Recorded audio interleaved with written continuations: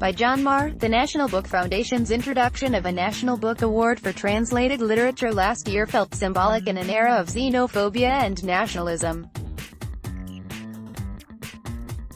It also made a real difference for New Directions Publishing, the independent publisher whose book The Emissary, written by Yoko Tawada and translated from the Japanese by Margaret Mitsutani, won the inaugural prize. The prize wasn't an entirely new idea. The National Book Award for Translated Literature replaced, in a fashion, the National Book Award for Translation, which ran from 1967 to 1983. The earlier award had slightly different guidelines than the current one. The original prize was for fiction only, and works were eligible whether the author was living or dead, whereas both fiction and non-fiction works are eligible for the new award, and both the author and translator must be living at the beginning of the awards cycle. But for publishers that specialize in translated works, such as New Directions, the details were less important than the return of the award. Barbara Epler, New Directions president, publisher, and editor-in-chief, called the new award fantastic, and said she hopes it augurs more translated literature in the U.S. Winning the new award was something Epler had not expected. "We were thrilled," she said. "I was surprised. I love Yoko's work, but she's pretty far out. She's pretty forthrightly radical, experimental in terms of her language but also her whole approach. It's a brilliant translation, it's a brilliant novel, but when she won you could have knocked me over with a feather." The publisher said that The Emissary has sold more than 11,000 copies today through NDP's distributor, WW. Norton, and it saw a huge bump following the announcement of the award in mid-November. Sales have skyrocketed beyond those of 2016's Memoirs of a Polar Bear, Tawada's most successful previous book for New Directions, which was written in German. The author lives in Berlin. Epler said it had sold roughly 9,100 copies as of late January. Figures from NPD BookScan, which captures about 85% of all print sales, also showed that the award gave The Emissary a big bump.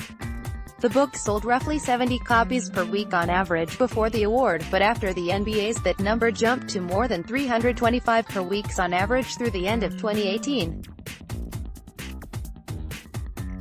The book had a 5,000 copy first printing, but New Directions has gone back to print a few times since the award, first in a rush order of 1,500 copies to meet demand, then with another order of 4,000 copies, for a total of 10,500 copies in print.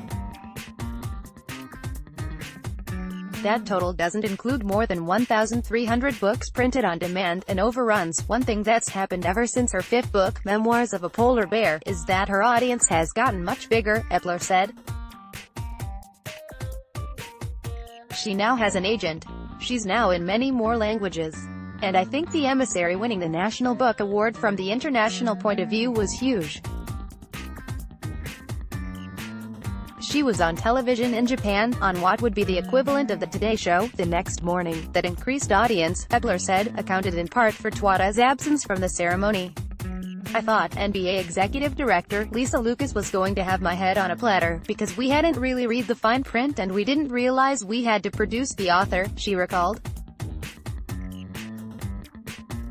And Yoko is much more famous over in Japan. She does these jazz performances, and they were sold out.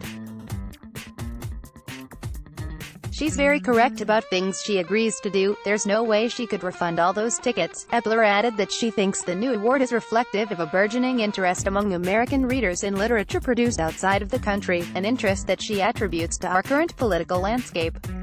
"One of our essayists, Elliot Weinberger, has a theory that seems to be pretty sound. In pretty crappy political times, when America is really showing its worst face to the world, curiously, there is, inside America, desire to be different and to look out. Like during McCarthyism, that's when our Sartre book sold, when French existentialism became so chic. It was during the Vietnam era that the Latin American boom came, and during the W years there was more interest in translated literature. And I would say now America is showing the absolutely worst side it's ever shown to the world, which is saying something." I think that some of this interest reflects that we have this unbelievably bad president. A version of this article appeared in the February 25, 2019 issue of Publishers Weekly under the headline, NDP Scores with NBA's new director.